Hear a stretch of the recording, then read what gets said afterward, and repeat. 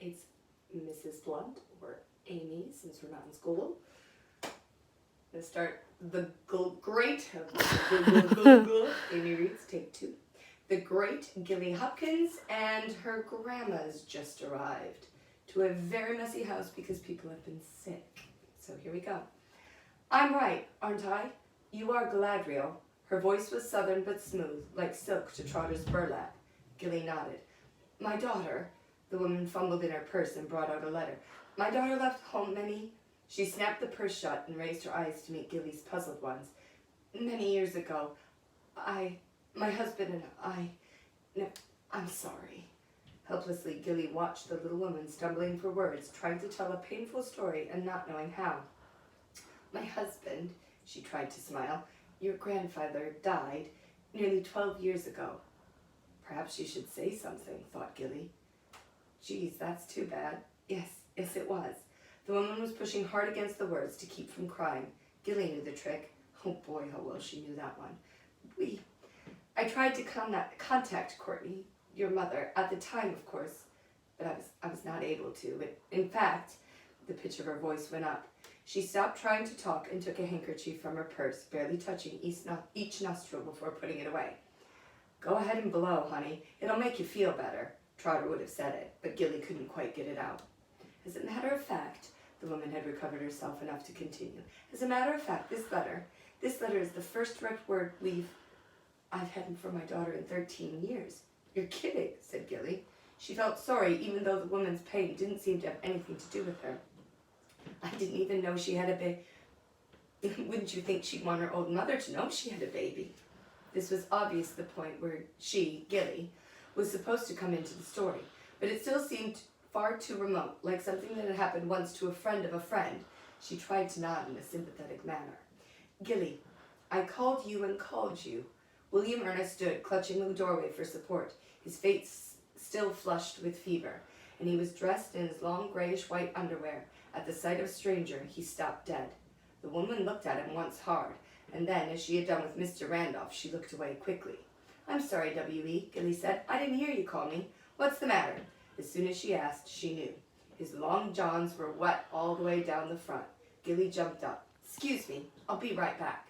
She hustled the boy back to his room, as fast as you could hustle a boy who was still weak from fever and lack of food. It was hard to be patient with him on the stairs. You shouldn't have come downstairs, William Ernest. You're sick.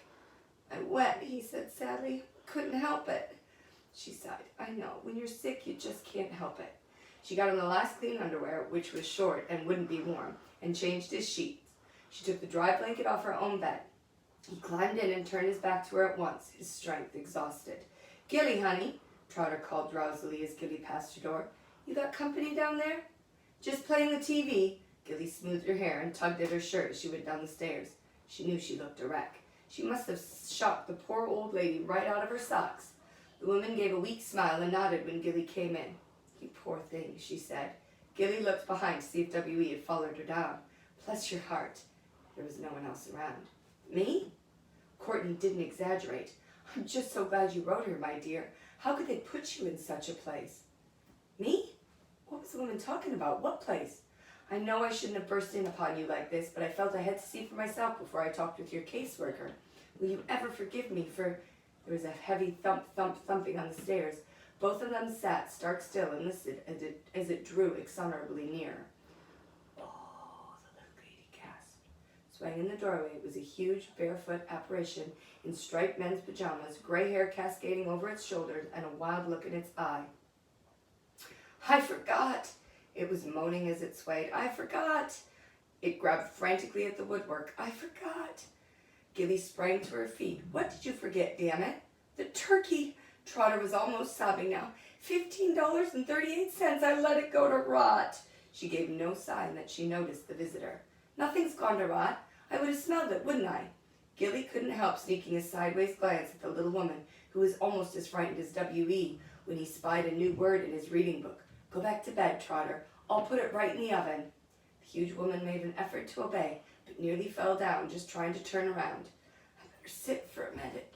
She patted. My head panted. My head's light. Gilly grabbed the back of the striped pajamas with both hands and half dragged, half supported the faltering frame towards the couch. But she knew. Just as one knows when piling on the final block that the tower will fall. She knew they wouldn't make it. Oh, mercy! Trotter gave a little cry as she came crashing down, pinning Gilly to the rug beneath her. The woman lay there, flapping on her back like a giant turned-over tortoise. Well, I done it now. She gave a short, hysterical giggle. Squished you juicy. What is it? The third night-clothed actor had made his entrance. You all right, ain't you, Gilly, honey? Asked Miss Trotter, without waiting for an answer. She's all right, Mr. Randolph. But someone fell. I heard someone fall. Yeah, I fell all right. Trotter was rocking her huge trunk in a vain effort to get to her feet. But it's okay, ain't it, Gilly, honey? Just roll, Trotter, said a muffled voice. Roll over and you'll be off me. What's that? What's that? Mr. Randolph squeaked. It's poor little Gilly, Trotter grunted, and with a supreme rolled off the floor. I'm going to stop there for the moment. So, do you remember what Gilly did at the beginning of the book? Ooh, here's my bookmarks. She wrote a letter to her mother saying how awful her caseworker was, or how awful her foster mother is. And her mother sent that letter to her grandmother. And now this is what her grandmother's walked in on.